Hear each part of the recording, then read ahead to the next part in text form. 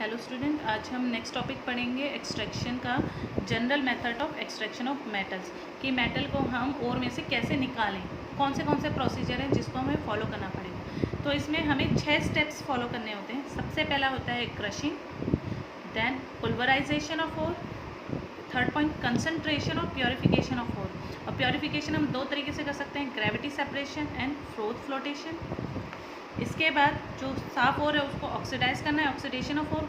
ये भी दो प्रोसेस से हो सकता है, रोस्टिंग एंड कैल्सिनेशन। देन है रिडक्शन ऑफ ओर, ये भी दो तरीके से हो सकता है, smelting, electrolytic reduction. And sixth है रिफाइनिंग ऑफ मेटल, जो कि होगा हमारा इलेक्ट्रोलिटिक रिफाइनिंग से। 6 स्टेप्स ये रहे। इसको हम एक एक करके एक्सप्लेन करेंगे कि किस में क्या होता है। तो अब हम चलते हैं फर्दर। सबसे पहला टॉपिक है crushing of ore. Crushing of ore क्या होता है? जो ओर है वो बहुत बड़े बड़े साइज़ में होते हैं, बल्कि साइज़ में होते हैं, तो हम उसको सीधा यूज़ में नहीं ला सकते, उसको सीधा एक्सट्रैक्शन के लिए नहीं कर सकते। तो सबसे पहला काम है इन बड़े बड़े साइज़ के ओर को छोटे छोटे पीसेस में ब्रेक करना। तो क्रशिंग ऑफ ओर में क्या, ओर ज़्यादातर आपको बड़े बड़े साइज़ में मिलता है नेचर में, तो उसका क्या करना है आपको, सबसे पहले स्मॉल पीसेस में ब्रेक करना है, उसको हम बोलते हैं क्रशिंग ऑफ ओर। तो पहला पॉइंट था क्रशिंग ऑफ ओर। दूसरा था पुल्वराइजेशन ऑफ ओर। ठीक है, पुल्वराइजेशन का मतलब क्या होता है? पुल्वराइजेशन का मतलब होता है कि बिल्कुल पाउडर फॉर्म में कन्वर्ट करना, जैसे रेत के कण होते हैं छोटे छोटे, बिल्कुल उस फॉर्म में कन्वर्ट करना। ठीक है, तो पुल्वराइजेशन में क्या होता है, जो ओर के पीसेस थे, ठीक है, उनको बिल्कुल स्मॉल पाउडर फॉर्म में कन्वर्ट करने के प्रोसेस को हम बोलते हैं पुल्वराइजेशन। तो पुल्वराइजेशन क्या है? Process of breaking small pieces of ore into size of sand और टू पाउडर फॉर्म। छोटे पीस जो ओर हैं, ओर को बिल्कुल छोटे छोटे पीसेस में ब्रेक कर देना, जैसे कि मिट्टी के साइज़ होता है, या बिल्कुल पाउडर फॉर्म में कन्वर्ट कर देना। और किसकी हेल्प से? स्टैम्प मिल्स और बॉल मिल्स की हेल्प से, उसको हम बोलते हैं पुल्वराइजेशन। सबसे पहले था क्रश, बड़े चीज़ को छोटे टुकड़ों में करना, थोड़े छोटे टुकड़ों में करना। फिर पुल्वराइजेशन, छोटे टुकड़ों को बिल्कुल छोटे फॉर्म में कन्वर्ट करना, मिट्टी के बराबर के कणों के में कन्वर्ट कर देना, या बिल्कुल पाउडर फॉर्म में कन्वर्ट कर देना।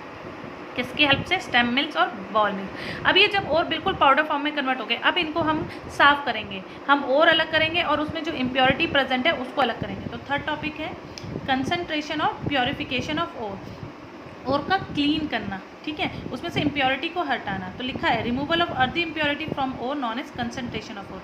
कंसंट्रेशन को क्या बोलते हैं? उसका दूसरा नाम है प्योरिफिकेशन, मतलब ओर में से इम्प्योरिटी, अर्दी इम्प्योरिटीज़ को निकालना is known as concentration of ore. ये भी दो तरीके से होता है, ग्रेविटी सेपरेशन है, फ्रोथ फ्लोटेशन। ठीक है, सबसे पहले ग्रेविटी सेपरेशन में क्या होता है? ग्रेविटी सेपरेशन आपका यूज़ होता है ऑक्साइड ओर एंड कार्बोनेट ओर के लिए। ठीक है, तो पहली चीज़ ध्यान रखनी, ग्रेविटी सेपरेशन किसके लिए यूज़ होता है? ऑक्साइड और कार्बोनेट ओर के लिए। और इसमें हम क्या मानते हैं कि जो ओर है वो हैवी है और जो इम्प्योरिटी है वो लाइट वेट है। अगर आप मेटल भी लेते हो, आयरन मेटल लेते हो, आयरन मेटल हैवी होता है, मिट्टी हल्की होती है। तो ग्रेविटी सेपरेशन ऑक्साइड और कार्बोनेट ओर के लिए लेते हैं। और इस ओर में हमारा क्या फैक्ट्स चलता है, ये एक फैक्ट पे बेस है, जिसमें क्या माना जाता है कि ओर हैवी है और इम्प्योरिटीज़ हल्की हैं। ठीक है, तो इसके बाद क्या होता है, अब ये जो पुल्वराइज्ड ओर था जिसमें मिट्टी भी थी और भी था, उसको हम एक टैंक में लेते हैं। ठीक है, एक टैंक में लेते हैं। यहाँ पे हमने ये ओर ले लिया, इसके एक साइड पानी एंटर करता है, दूसरी साइड पानी बाहर निकलता है। तो जब हम तेज़ी से पानी को फ्लो करते हैं तो इस पानी के साथ मिट्टी भी बह के निकल जाती है, क्योंकि मिट्टी हल्की है तो वो पानी के साथ बह के बाहर निकल जाती है, और ओर हैवी इसलिए वो नीचे बैठे रहते हैं। तो इसमें क्या होता है, पुल्वराइज ओर को हम टैंक में देते हैं और उसमें से स्ट्रीम ऑफ वाटर, पानी की स्ट्रीम बहुत तेज़ी से एंटर करती है एक साइड से और दूसरी साइड से निकल जाती है, और उसके साथ अपने साथ क्या ले जाती है? इम्प्योरिटी। इस तरीके से और प्योरीफाई होता है। लेकिन ग्रेविटी सेपरेशन में ये जो मेथड यूज़ होता है वो तब यूज़ होता है जब हमारे पास ओर का अमाउंट बहुत कम होता है। अगर और बहुत ज़्यादा बल्क अमाउंट में होता है तो हम एक special kind of table use करते हैं जिसको बोलते हैं विल्फली टेबल। विल्फली टेबल क्या होता है, उसमें एक स्लैंट हाइट होती है और उसमें ये वुडन रिजेस लगे होते हैं। ठीक है, ये वुडन रिफिल्स लगे होते हैं, जिनको वुडन के लकड़ी के फट्टे लगे होते हैं, जिनको हम रिफिल्स बोलते हैं। ठीक है, अब क्या करते हैं, यहाँ पे हमने ओर का जो मिक्सचर है, ओर और मिट्टी का मिक्सचर यहाँ पे रखा और उसको पानी के साथ बहुत स्पीड से, पानी के साथ मिक्स करके स्पीड से नीचे फेंकते हैं। तो क्या होता है, जो ओर होता है वो हैवी होता है तो वो यहाँ अटक जाता है, और मिट्टी क्या होती है, पानी के साथ बह के बाहर निकल जाती है। तो क्या है, इसमें विल्फली टेबल यूज़ करते हैं जिसका एक स्लैंडिंग फ्लोर है, तिरछा है, विद लॉन्ग विडन स्ट्राइप्स, लंबी उस पर लकड़ी के फट्टे लगे हुए हैं जिसको हम रिफल्स बोलते हैं। इसमें हम पाउडर और mix with water introduce at 180, यहाँ पे और को पानी में मिक्स करके यहाँ से बहाते हैं, जिसकी वजह से क्या होगा,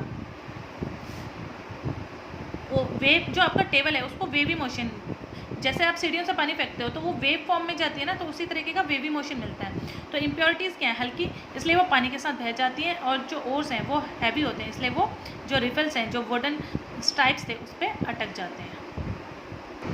इसके बाद कंसंट्रेशन ऑफ ओर को क्लीन करने का जो दूसरा मेथड है वो है फ्रोथ फ्लोटेशन। जैसे आपका ग्रेविटी सेपरेशन ऑक्साइड और सल्फाइड और ऑक्साइड और कार्बोनेट ओर के लिए यूज़ हुआ था, फ्रोथ फ्लोटेशन सल्फाइड ओर्स के लिए यूज़ होता है। ग्रेविटी सेपरेशन में ये फैक्ट मानते थे कि जो ओर है वो हैवी है और जो इम्प्योरिटी है वो हल्की है। फ्रोथ फ्लोटेशन इस फैक्ट पे बेस्ड होता है कि जो सल्फाइड ओर होता है वो ऑयल के साथ मिक्स होता है, उस ऑयल से गीला होता है, और जो इम्प्योरिटीज़ होती हैं वो पानी से गीली होती हैं, ठीक है। तो इसमें क्या करते हैं, पाउडर ओर को एक टैंक में लेते हैं, उसमें पानी और ऑयल का मिक्सचर डालते हैं, ठीक है, और उसको अच्छे से मिक्स करते हैं। अब जो इम्प्योरिटी होगी वो तो पानी के साथ मिक्स हो जाएगी, और जो ऑयल होगा वो ओर के साथ मिक्स हो जाएगा। अब उसके बाद उस मिक्सचर को बहुत तेज़ी से आपने विग्रेसली हिलाना है। तो जैसे आप विग्रेसली हिलाओगे, जो ऑयल है वो फ्रोथ बनाएगा, झाग बनाएगा, और झाग में क्या होगा, झाग के साथ वो ऑयल अपने झाग में सल्फाइड ओर को भी अपने साथ ले जाएगा, और इम्प्योरिटीज़ पानी से भीगने की वजह से क्या हो जाएंगी, हैवी हो जाएंगी, तो वो टैंक के नीचे बैठ जाएंगे। अब जो झाग है उसको हम सेपरेट कर देते हैं दूसरे टैंक में, और उसको उसमें से सल्फाइड ओर निकाल देते हैं। जैसे यहाँ पे है, यहाँ पे हमने ये जो मिक्सचर था इसमें मिट्टी और ओर था, इसमें हमने पानी और ऑयल डाला, ठीक है। ये किसका मिक्सचर है, ओर, ऑयल और वाटर का। ये एक स्पैचुला है जिससे एयर प्रेशर के थ्रू ये विग्रेसली मूव करता है। जैसे ये मूव करेगा, पानी के साथ मिट्टी क्या हुई, भीग गई, तो वो नीचे बैठ गई। लेकिन ऑयल क्या था, ऑयल ने झाग बना दिया, झाग के साथ ऑयल किसके साथ मिक्स था, सल्फाइड ओर के साथ मिक्स था, तो उसने झाग के साथ अलग ऊपर इकट्ठा होने लग गया, और उसको हम उस झाग को दूसरे टैंक में इकट्ठा कर लेते हैं और वहाँ से सल्फाइड ओर निकाल देते हैं। तो आज के लिए हम सिर्फ इतना ही टॉपिक पढ़ेंगे।